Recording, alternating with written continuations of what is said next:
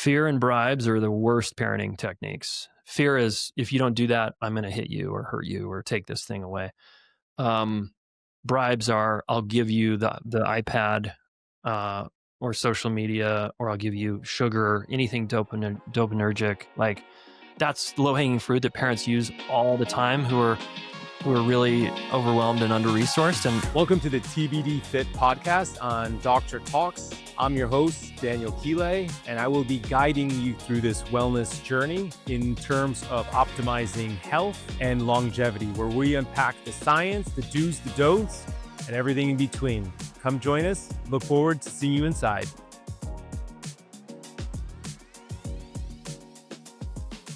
Welcome to the TBD Fit Podcast, where, again, our mission is to optimize health, performance on longevity. We are privileged today with our guest, Jayson Gaddis, who is a health coach for entrepreneurs, CEOs, and founders. He's a best-selling author, podcaster, speaker, coach, CEO, and relationship expert, which is why I'm super excited to get him on today. He's has over 100,000 people that have benefited from his online programs. He's trained hundreds of coaches worldwide and presented in various relationship coaching sectors. For the model that he has created, he has a podcast with over 8 million downloads. His best book, his book won Best Leadership and Business Book on Amazon in 2021. He's been featured on Wall Street Journal as on the bestseller list. He's also built and run a 7-figure company since 2018. Beyond his professional work, he's been married to his amazing wife since 2007, I believe. And you guys have 2 beautiful kids together, where you reside in Boulder, Colorado. So Jayson, a warm welcome. Thank you so much for joining me today. yeah, thanks for having me. So let's start with just getting to know a little bit more about your story. I know that was kind of a big intro, which speaks to the level of work you've been able to do, achieve, and intervene in helping many lives, similar to kind of what we do, but more in the lens of relationships. But just tell me kind of what was the catalyst? How did you get into this? Pain, really. I was, sensitive boy, really, growing up, but I had a really athletic, driven, entrepreneurial father who kind of kicked my ass, metaphorically, to be like all the other guys. So my sensitivity went underground, and I just tried to fit in. And I played sports. I pushed the limits. And I was kind of a jerk relationally. And I drank a lot and used a lot of drugs, and enough failed relationships at age 29 got me on the kind of my face on the mat, so to speak. And I was like, okay, maybe I'm the problem. I was always blaming everyone else. And I figured, okay, I'm the one common denominator here in all these relationship failures. So if that's true, I can do something about that. It's in my control, and I'm going to get to work. And so I did, and went to grad school eventually to become a psychotherapist, met my wife there, eventually got married, started a school because I got tired of complaining there was no class on relationships. So I started the relationship school. And here I am, just trying to help humanity get better at connection, better. I just want a relational world, So I definitely want to dive into the relationship school, but you mentioned pain, which is usually a driver for change. And I know that the upside is you seem to have uncovered your blind spots maybe relatively early. But I'm curious because I'm always in kind of pursuit of authenticity, let's say. But in some degree, when we are looking or seeking external love, whether, lack of love from a parent or from a relative or a friend, spouse, etc., we almost lose our sense of authenticity because it's externalized. Was that attributable to some of your pain, and then how you've been able to change that language and dynamic?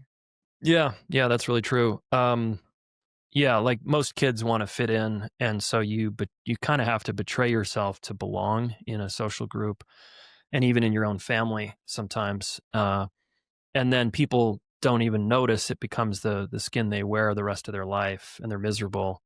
Well, it's because they're not being authentic. They're not being themselves. They're being who they think other people want them to be.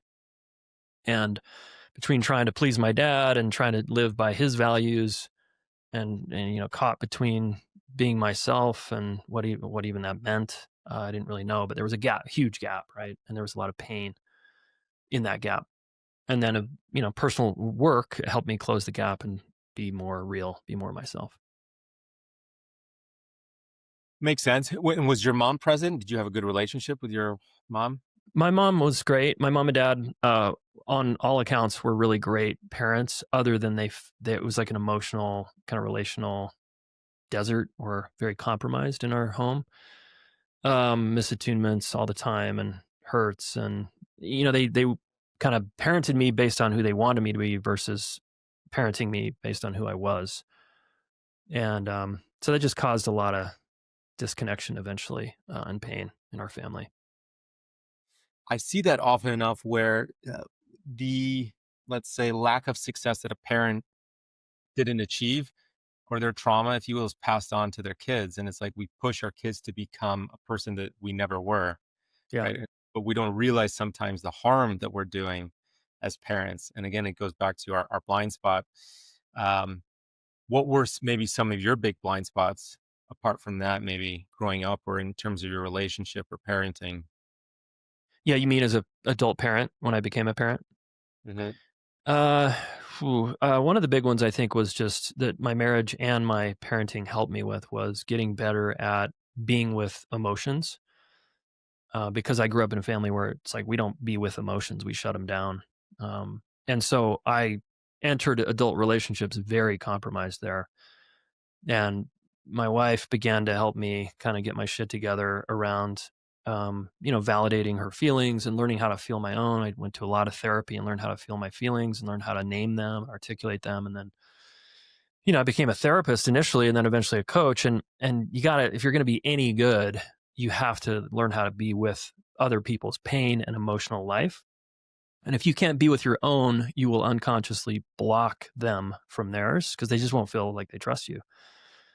So that was a big, my daughter in particular, she was my second child, and her sensitivity really pushed me to the limits around like what I thought I could handle, getting super triggered by her, and then learning how to be with that, and just breathing through it, and being able to hold her in the midst of my own just tremendous activation was like a workshop, for years.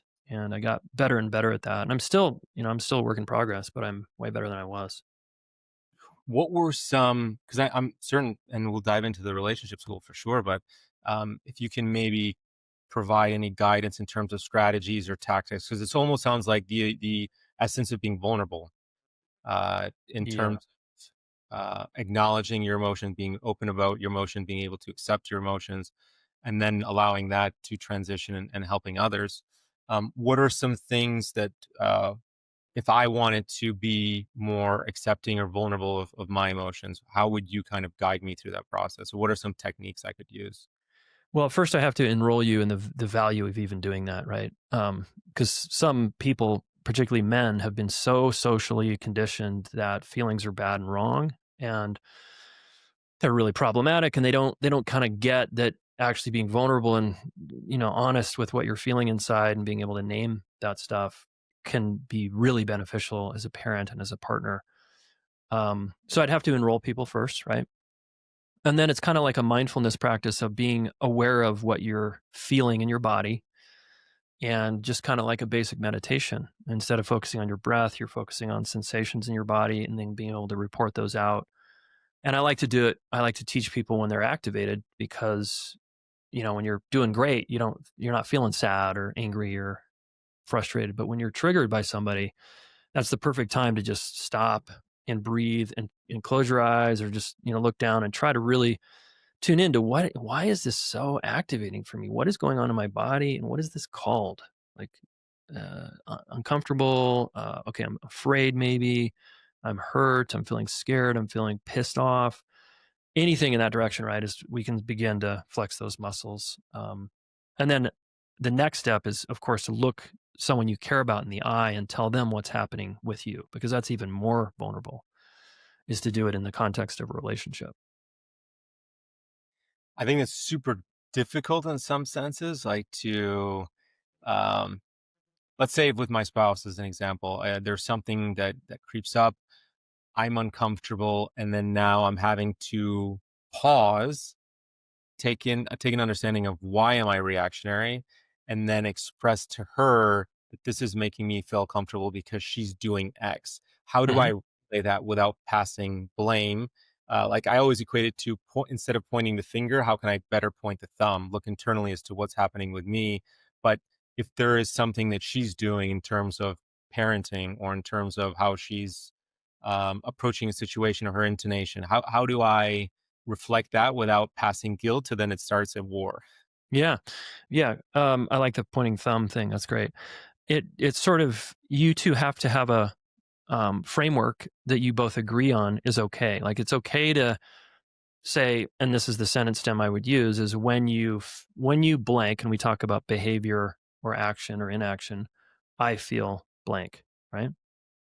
And so that basic sentence stem, we should both agree in our marriage that that's okay to say that. Because a lot of people don't agree and they just start communicating and then it starts to escalate and turn into blame and defend loop. And now we're kind of lost. But if we both agree, like, hey, it's okay to say, yeah, when raise your voice, I feel scared, for example. The other partner then has to learn how to receive what you just shared. Sounds like you feel scared because I raised my voice. Did I get that right? Yes. You got it. Okay, it makes sense, and that's the validation part. As a listener, I validate your feelings. It makes sense that you feel scared and then I own. I did raise my voice. And then the other person their nervous system just completely lets down because you're taking responsibility for your behavior. And you're validating their feelings. And just those two moves alone move mountains. So pause, acknowledge, validate. So I try to integrate that, but then what if the pushback remains? Is so yelling? Let's look at yelling, I guess, because that's Yeah. a perfect example.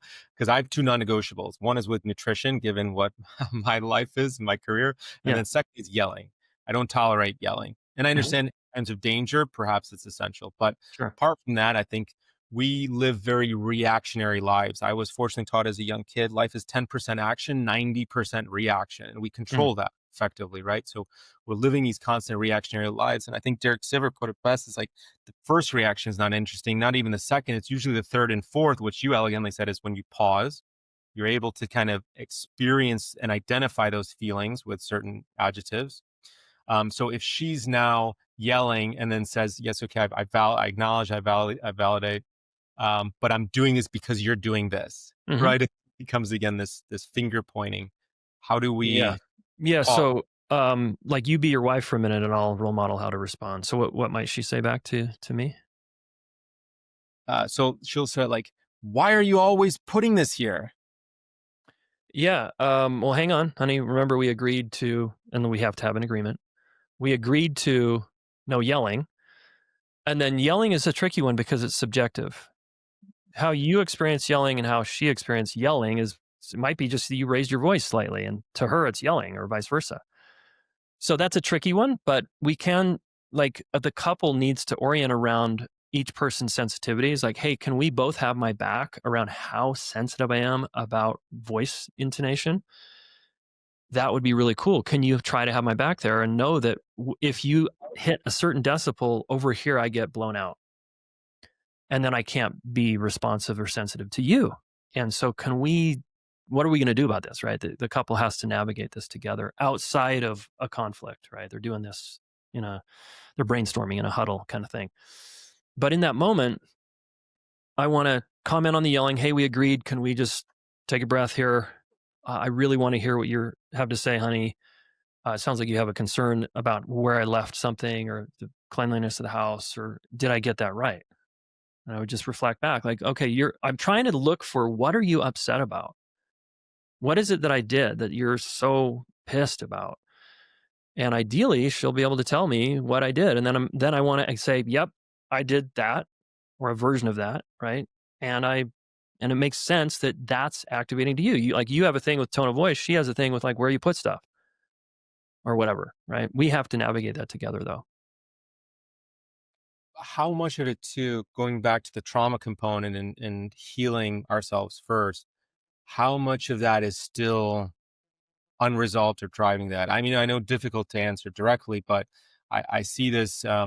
Say, let's say another example is a perhaps one that you may get all the time if a spouse or partner has cheated in the past, and maybe Yep. they work through that, marriage has improved, but it's still brought up.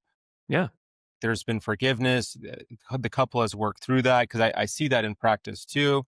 How to me there, if that's still brought up, then is that person, has they really forgive them, or is it kind of like forgive but you haven't forgot and there's still deep wounds that has hmm broken the foundation or the trust? Well, there's layers here, right? Betrayal is a big one, and the human nervous system doesn't just get over betrayal based on some skillful words, right? It's a sometimes a many month process that's very like you're done with the repair process of a betrayal like that when the nervous system feels safe again and can trust and open and relax. And you might cognitively have forgiven or think it's all done because you did all the things, you went to therapy and you did all the things, but the nervous system is still kind of hijacked. That just says you're not done. And affairs, cheating, etc., leave really long-lasting scars. I mean, it just so impacts trust. And then let's say it was from a previous marriage or your childhood. There was a betrayal in your childhood. It sometimes will tap into that older unresolved trauma, like you were pointing out. And then it's again layered where, okay, now I have this thing between you and me, but I've also got this thing that's now activated between me and my mom or me and whatever happened to me, 20 years ago. That's what's so brilliant about the body. It just doesn't forget. And if we really want to work through this, again, we want to take the team approach and work through it together and like do whatever we can to heal, and then there's always, as you know, strengthening opportunities here if we choose to really co-heal together and navigate this and just stay in the fire and not get impatient and be like, "God, we already talked about this," and eye rolling and like, why are you over this? Like that's not going to go anywhere.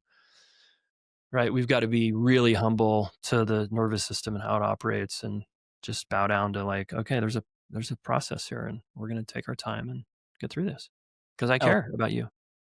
yeah, I always say every day that we can only heal at the speed of our nervous system. And Yeah. so if that's impacted, obviously there's work that needs to be done. And I think you said that so beautifully. There, if there's still a reaction, then there isn't a full transformation. In terms of trust and trying to repair that trust, what exercises, if you will, or trust building activities do you suggest that one can do within not only couples, but let's say siblings Yeah. or Or friends? business partners or whatever. Yeah, yeah. Yeah. Well, again, the very first step is always, do two people want to repair this? And are they fully committed to repairing it? Because sometimes a person's like, well, you did this to me and I'm 1 foot in, 1 foot out, and I'm not sure. And then that's not going to net the same result. It's like a person being half committed to their health, right? It's just like, are you going to get anywhere with that? So full commitment, both people. And then it's like, it's really the repair process that I teach, that I wrote a whole book on, is quite straightforward. It's hard to do when you're activated, but it's really the four things, and I mentioned three of them a minute ago. It's we want to reflect back always like the other person's reality, even if we disagree with it. So we're going to reflect back. So you saw it like this. I did this thing. Did I get that right? Yes. Then we validate the feeling. You feel betrayed. And then we say, that makes sense. Your feelings make sense because I did betray you. I did the thing. I cheated on you or I hurt you or whatever. And then the last one is the hardest for me personally, and I see it being really hard for most people, is empathy. Consistent, just relentless empathy. And empathy to me means not only am I putting myself in their shoes of, God, that must have been so crushing for them, but I want to empathize with how scared they are and what they go through on a day-to-day basis and how they have now their brain literally in affair, like for example, really shatters the brain and the memory of the person, and they have to rebuild it in their brain, and it's not easy to do. So empathy is like, I care about you, showing care and consistently and demonstrating I'm interested in you, setting my own impatience aside, my own needs even sometimes to just fucking be there. And so to review, right? Reflect back, validate, own, empathize. And no matter the scale of the injury, if you do those four things really well and you're both doing them really well, I think you can get through just about anything. What if we're doing all four things? Say someone is working through that, and the other individual has an expectation of what that outcome perhaps maybe should look like, or Yeah. what change should be like for the other individual, right? Perhaps again, maybe there is some unresolved trauma. I can go back to that, or Yeah. for sure, maybe agnostic of that trauma. They have a certain expectation of how someone should show up or how someone should act. Hmm.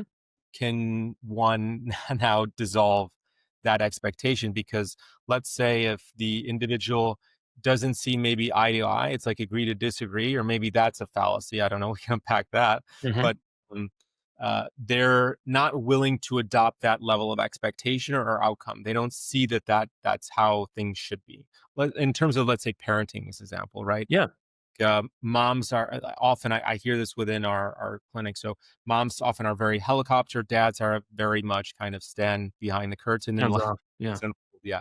And sometimes mom will say, well, I just wish my husband would be more X. He would Hmm. be more active or engaging, whatever, like I am doing. Right. Yeah. It's almost kind of this self-centered viewpoint of how reality should unfold. How do Yeah. you kind of navigate that dynamic? Yeah, well, it depends on where the husband, if we take the parenting example, where the husband's at in his development. So an immature, underdeveloped man will get defensive and reactive with that kind of feedback.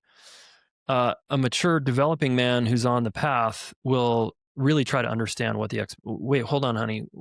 So you're wanting me to do it like this or that? So he brings, instead of defensiveness, he brings curiosity and interest and actually gives a shit about her feelings and her experience. And he's open to feedback. Of course. Like, why would I be a co-parent that's not open to feedback? That sucks. Right. So, and ideally she's the same way. She's open to feedback. She's receptive. She's curious and interested in how he would like it done. And that tension of hands off and hands on is classic, co-parenting dynamic that actually has that diversity of approach, has tons of strengths to it if we allow it to be there. But if the hands-on person thinks the hands-off person needs to be more hands-on, or the hands-off person thinks the hands-on person needs to be more hands-off, like, so many partners get into, you need to change and do it like me and do life like I do it and parent like I parent, and that's just not going to go anywhere. The other person's going to feel judged and criticized and going to shut down. And then there are two parents like on their separate islands doing it their way out of kind of resentment, and don't tell your mom I'm doing this, and don't tell your dad. And then this agree to disagree is definitely like a losing game. I don't recommend that as a bar by any means. So again, we're a team. How do we want to raise our kids? I see you're bringing amazing strengths. I see I'm bringing amazing strengths. We both have weaknesses. Let's talk about those, and let's do this in a way that is really generative and good for our family. And let's learn how to be a team, even when I'm a little bit hard. I'm having a hard time with the way you do it. I want to learn to see the value of that rather than ask you to change. Yeah, so I think that kind of direction is better. And it seems that it just starts with, again, those four principles, but also healthy communication. So the openness to have that uncomfortable conversation and understanding that we can focus on strengths. We are a team. We want a beneficial outcome. Let's figure out how we can do it together. Right. That's right. Yeah, if you and I go into business together and I'm now your business partner and I just sat on my ass and folded my arms and was not open to feedback, how's that business going to go? It's not going to go anywhere.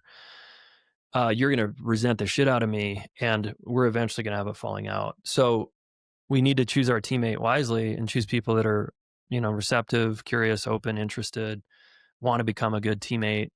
And a lot of people, of course, don't choose that, and then it turns hard. What are some key components, or let's say maybe if we can identify certain words around what makes a healthy partnership in terms of business or in terms of um, all any dynamic, father to son, spouse Yeah. to husband. What are some key kind of ingredients, maybe non-negotiable ingredients for you to make it successful? Yeah, a lot to say here, but I'll keep it short. There's four needs, you could call them, that are biopsychosocial needs that Dr. Dan Siegel introduced me to that I've adapted a little bit. And it's we want to have the other person feel in their perception, not in ours, in their perception, four things: safe, seen, soothed, and supported. And then I add challenged because it's good to challenge the people we love. Um, So safe, soon, they're all four S's, super easy to remember: safe, seen, soothed, supported. Why would I be in a marriage or a business partnership where I don't feel emotionally safe to express my emotions, where I don't feel seen and gotten for and known for the real me inside? And soothed just means we repair every single conflict that comes up and we know how to do that. And supported means like, yeah, I feel like my partner, business partner, actual partner, parent, if I'm a child, has my back, right? And these go both directions in adult eye level relationships. Parent child, the parent does this for the child does not do this for the parent, because the child's a child. It's not a child's job to try to meet the needs of the parent. It's only the parent's job for 18 years plus to meet the needs of the child, period. And so they're unidirectional: parent to child, bidirectional, adult adult. Are we imposing then if we're asking the child to meet the needs of the parent? Yeah, we're imposing, we're creating a tremendous amount of little t trauma that is going to fuck them up for a long time when we ask little kids to take care of big people. It's just completely inappropriate. So I guess maybe in terms of, let's say, discipline, right? Maybe not in terms of like trying to take care of such, but um, chores as an example, Yeah, or just chores, let's say, around education, like you got to do your homework, things like yeah. that. Um, in terms of discipline, is that still an imposition? No, I mean, parents get to choose whatever discipline, but I mean, in 16 years, I've not once have I disciplined my kids, because we value the connection before correction. Is we have a relationship where you feel safe, seen, soothed, supported by me as a child.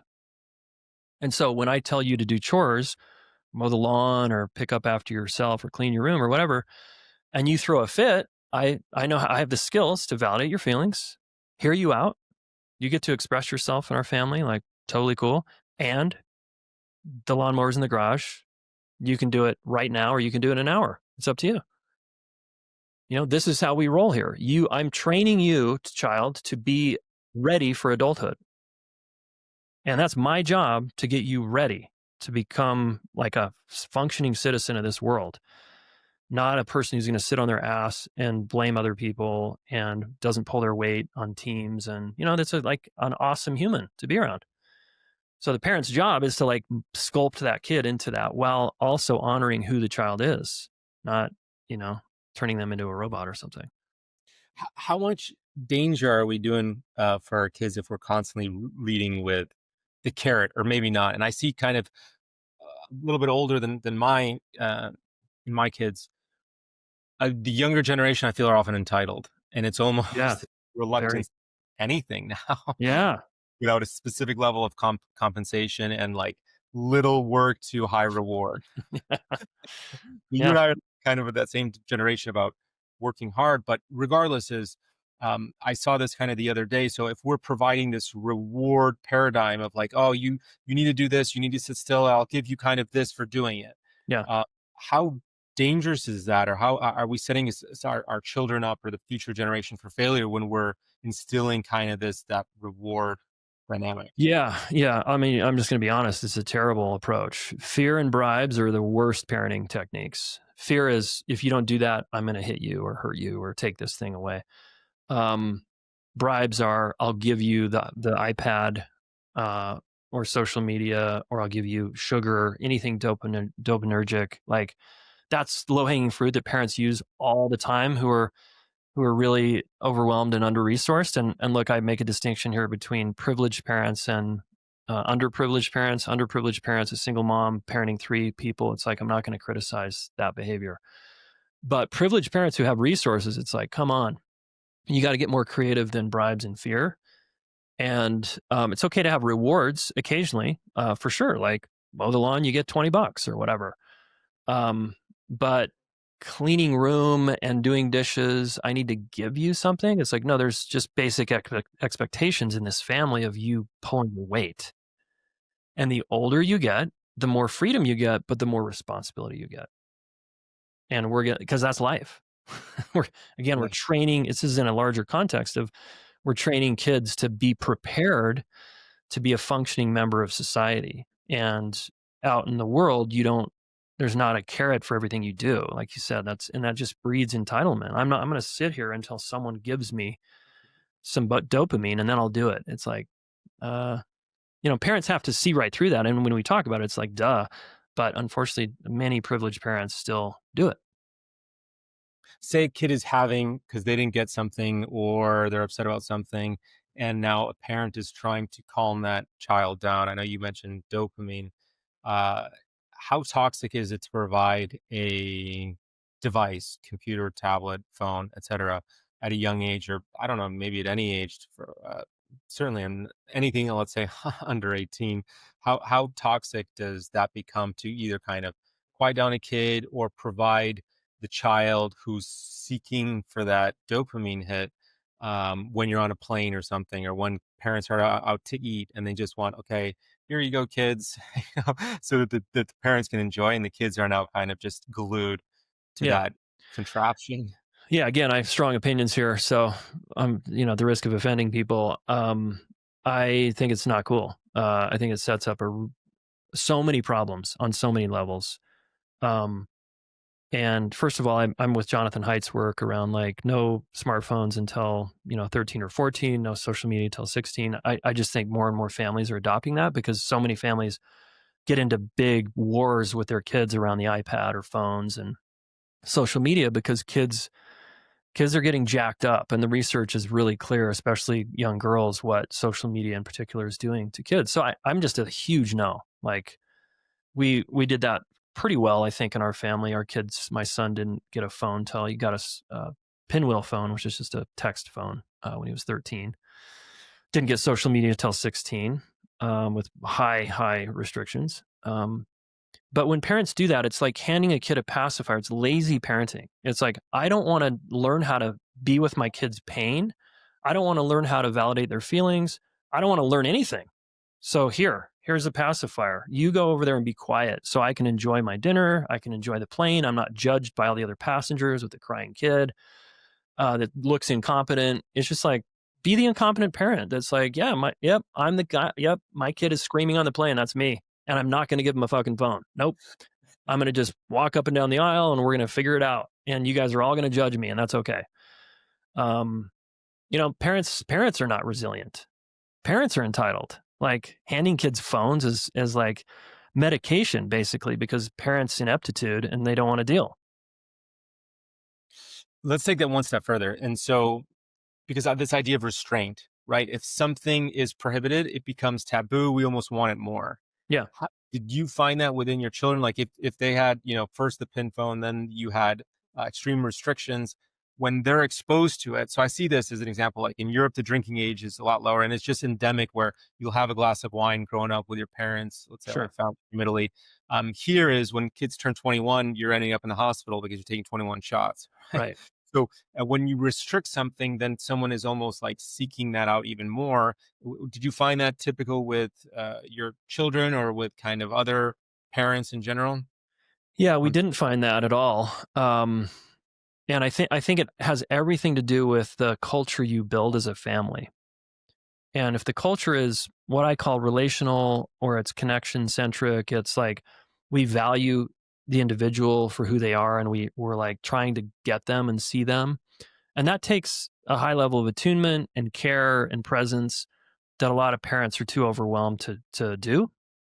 And so then if I'm kind of a 1 foot in, 1 foot out parent, of course every parent loves their kids like so much. But not every parent's willing to get on the ground and play with their kid. A lot of parents are staring at their phones themselves, too busy when the kids are like, "Hey, can we go outside and play?" Parents are setting up like video games and phone is the way to connect with the world instead of no, go outside and play out in the street. Like, go figure it out. We've forgotten how to like allow our kids to play outside in nature or just in the street or yard. And I think there's again, creates big downstream problems that then set up, this thing of like, it's so forbidden. I want it so bad. Why would you want something so bad? It's because you don't see value in the connection with your parents. You don't get nourished by that. You think the nourishment is over in the phone because you're not getting nourished emotionally, psychologically, relationally, spiritually with your parents. And that's again on the parents because they're not setting up that environment. I almost find the more privileged, the more disconnected. Like the bigger Yeah, wall we build, and the impact of socialization becomes less, unfortunately. And within our neighborhood, we see less kids outside, as an example. And I know it's completely. of modern technology, which does have some advantages, but needless to say, it's almost like we're becoming less connected, less mentally healthy, and unfortunately, just in general, more sick. But going back to the relationship culture, I definitely want to unpack that because this is something that has been burning inside me for over a decade now. And so I saw this early on in my practice here, and I thought maybe this was just a microcosm of culture and the marriage dynamic locally. But I would have estimated that 9 out of every 10 couples that I worked with were unhappy in their marriage. Yeah, Was at a time, when I was going through just starting that journey, as a new married couple, you're super excited. You're like, what's going on here? And then years down the line, you see it now in your circle of friends too. And I was like, okay, yeah, what we're doing backwards, right? This institution of marriage, this kind of the epitome or zenith of success, where you get a home and married and kids. Kids are a blessing, certainly, but regarding the institution of marriage, like, is everything that we're doing backwards? Is it incongruent with our evolutionary biology? And I started asking those questions because why are 9 out of 10 people unhappy? And so what I surmised at the time, you had those four principles, and then you said the last one was challenge. And what I found is that even in the course of my personal journey, and often similar with others, is you'll see one individual kind of stuck in how they were when they got married 10, 20, it's yeah, whatever how many years ago. And then you have the individual who's wanting constant growth. And it's almost like the paths begin to slowly diverge and then yep. cracks begin to grow. I guess let's discuss your thoughts on kind of reflecting on, marriage, the institution of marriage, how, because when I heard you talk in some previous conversations, I know you have some deep, strong beliefs as well. Yeah, I mean, I think you're right, though. I'm with you on this. Marriage as an institution is like, why do so many people buy into this with such a high failure rate, right? And evolutionarily, we were more like allo parenting and parenting where with the group and very relational and kids, adults, a lot of adults being tuned into child, not just one adult or two. I mean, it's just a bummer because we're now in our homes in these big boxes apart from everyone else, not sharing the load. And it's so much to parent children in a good way. Um, and it falls on often one of two people. If they're still married, it's still in a traditional setup. The woman is still, tracking the kids way more than the man. And the man is out, quote, providing or whatever. And, that's not a lot of people can do that well. And have their kids be awesome and just be loving the experience. It becomes a struggle fest. And if, like you said, if one person's like, okay, I don't like how this is going, I want to work on this. And the other person's kind of a, dead weight, so to speak, or they're just like not interested. That creates its own problem. And then, we drift and the years go by and then we wait till the kids are out of the house and then we get a divorce. This kind of move is really common, but my challenge to everybody in that scenario is, have I tried everything to make this work? Have I studied relationships? Have I picked up all the books listened to the podcast, self-reflected, and looked in the mirror at my blind spots and blocks and the places where I'm actually not a great teammate? And have I put effort into working on these areas? And it's to get a divorce after you've put a ton of effort into it, both of you, and it's still not working. That's a really different ending than people who haven't even tried, right? They haven't even gotten to the starting line to do the work. So I think a lot of people, just aren't willing to do hard things. You see that in your business all the time, right? It's just I couldn't agree more.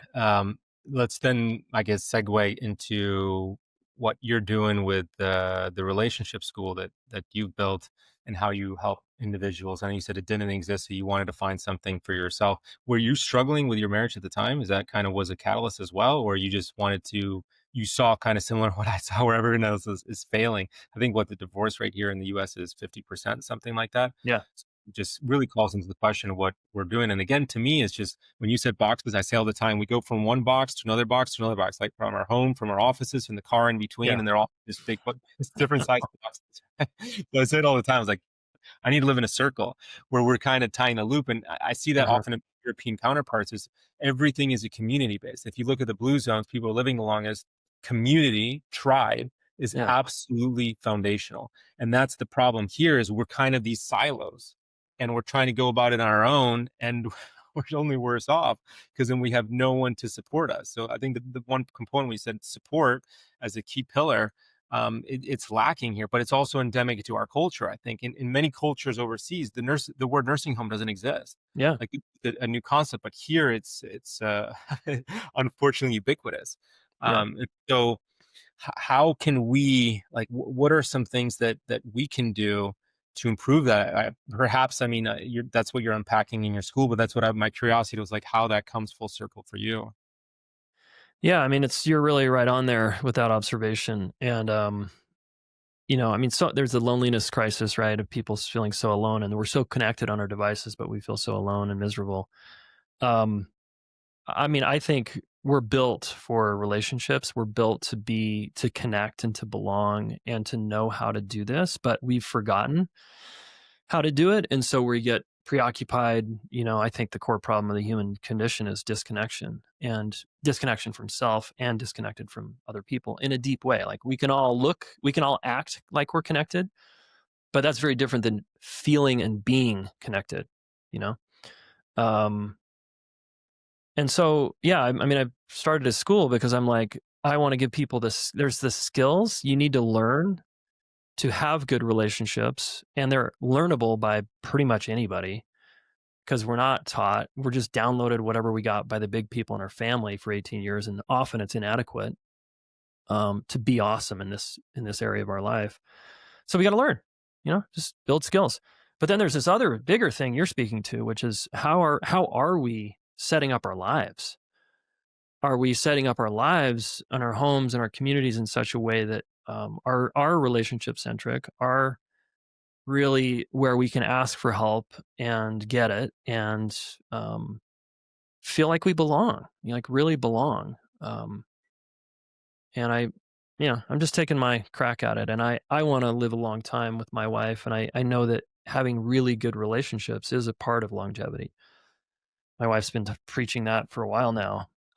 That the better our relationships are and the deeper they are and the more authentic they are, the more fulfilling they are. So, of course, that's going to be a positive marker of our health, right? And it's going to reduce inflammation and we're going to just feel better, feel more alive and connected. So, yeah. Monogamy. Yeah. Are we designed for monogamy? Because I know certainly in this social media era, I think that once upon a time, people didn't have access. You marry your spouse and you didn't have access to really meeting someone new, or at least seeing someone with such high frequency, whether it's dating sites, things like that.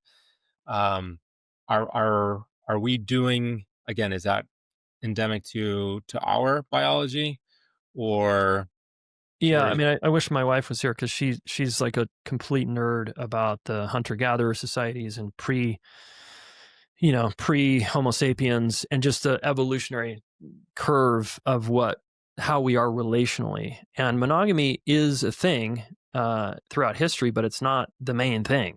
Um, I like to see it as animal species. There's plenty of animal species that are monogamous, and there's plenty that are not. And so I wonder if some of us, are monogamous more than others, and some are just not. We're not built for it. And if we subordinate to that construct, we might run into a lot of problems because we're going against our nature.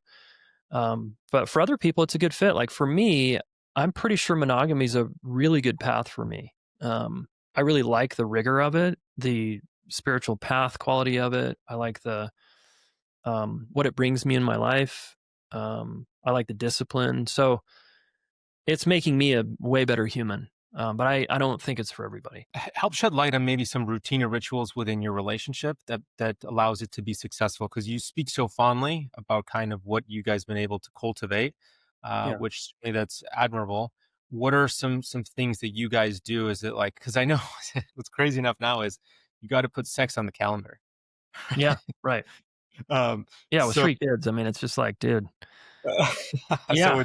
with nights and such, what do you guys, what are some like routines that um, partnerships should be kind of thinking about in order to optimize? Because I say this all the time. So let me preface just very, very briefly is Yeah.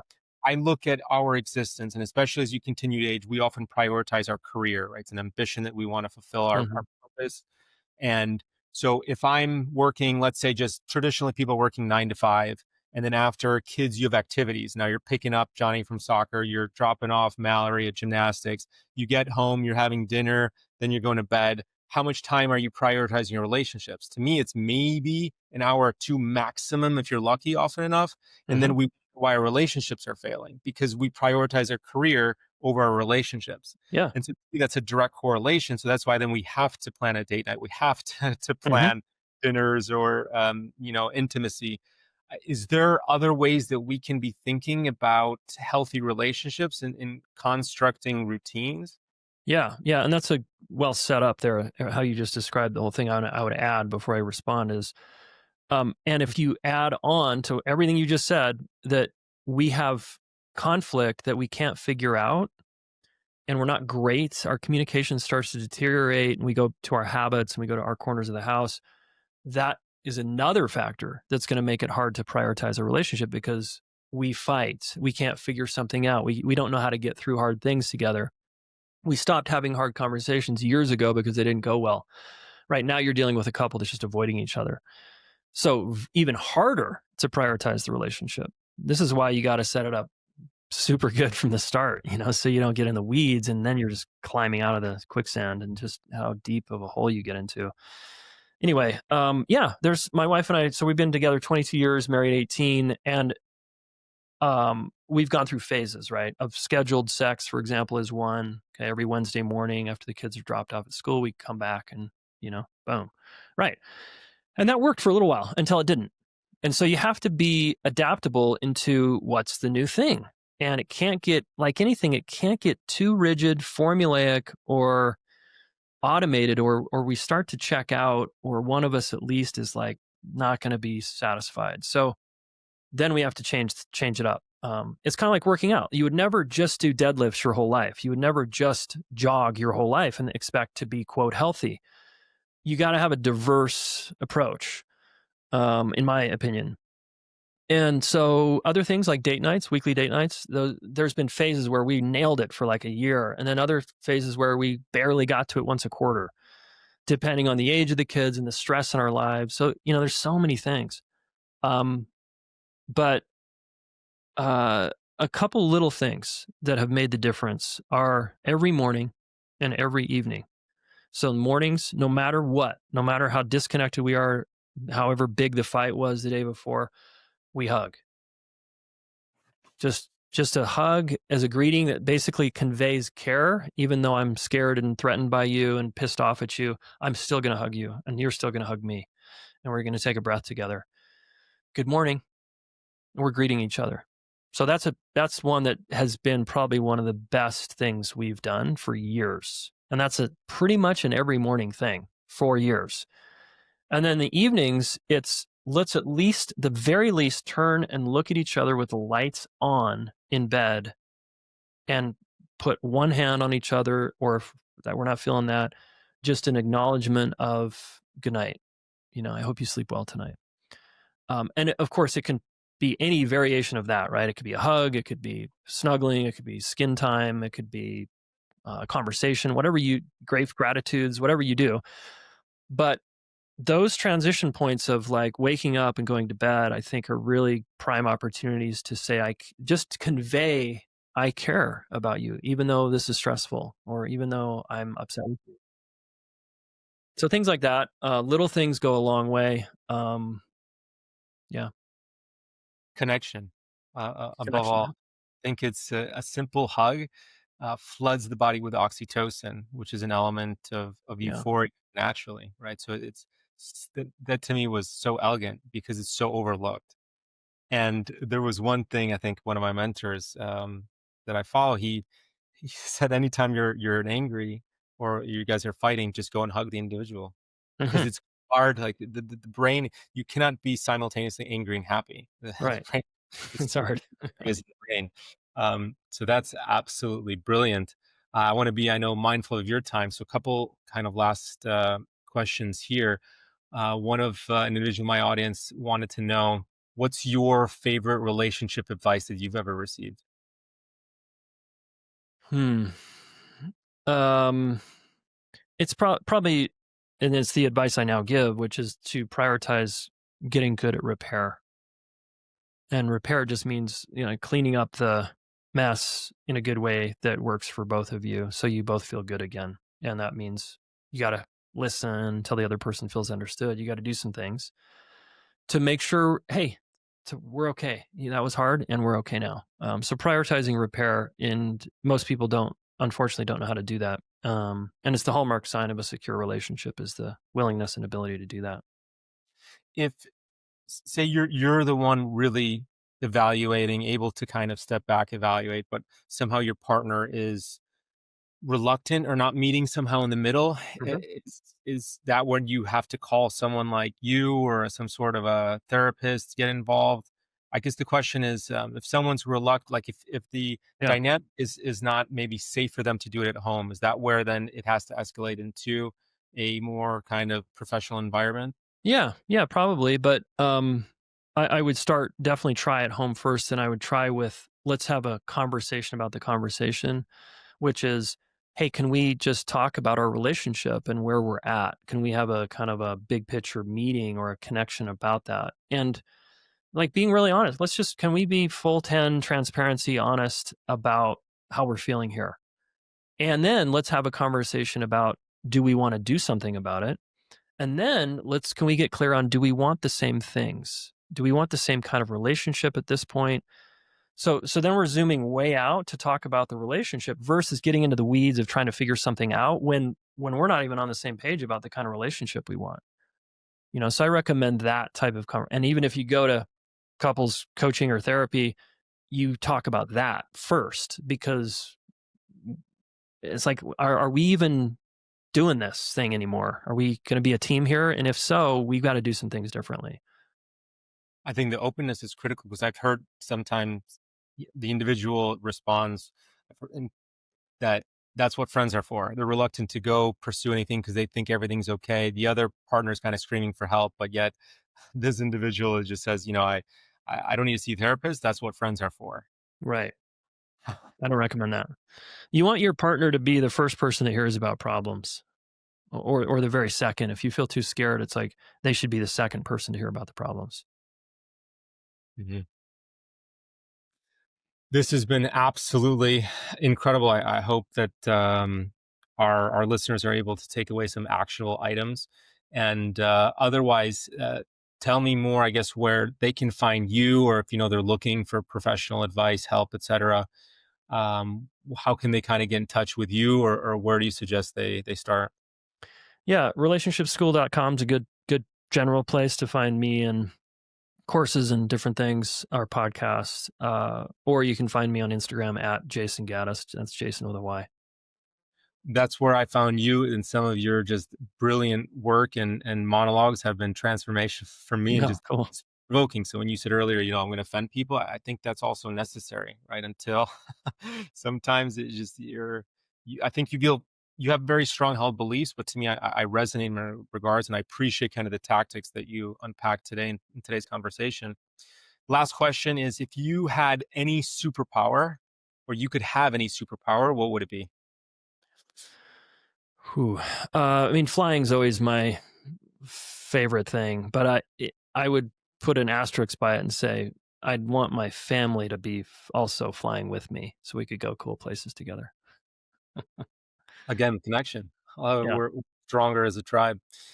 Thank you for joining us today and sharing your wisdom and on relationships and how that deeply influences our health and longevity. Our partners are the choice, at least for our partners, are probably the most important decisions we make. I certainly see that in my life and within our patient population here and just in general. And so, what you're doing is incredible because I think you're really setting up people for success. It's essential, I think.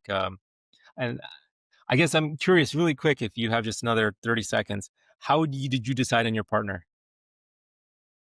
I mean, it's a long story. It was like a Hail Mary. I broke up with her twice and she left the door like barely cracked open for me and I got really clear that I didn't want to lose her.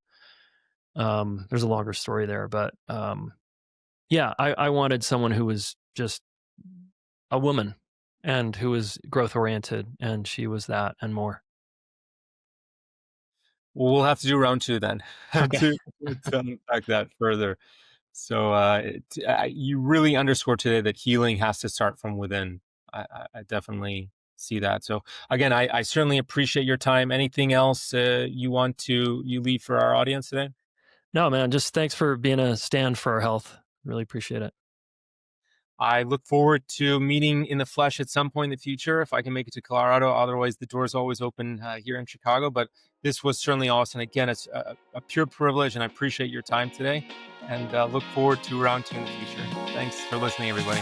Thank you for tuning in to the TBD Fit Podcast on Dr. Talks, where we unpack all things health and longevity. If you enjoy the show, like, review, and subscribe. This allows us to have a greater reach and help others on their health and wellness journey.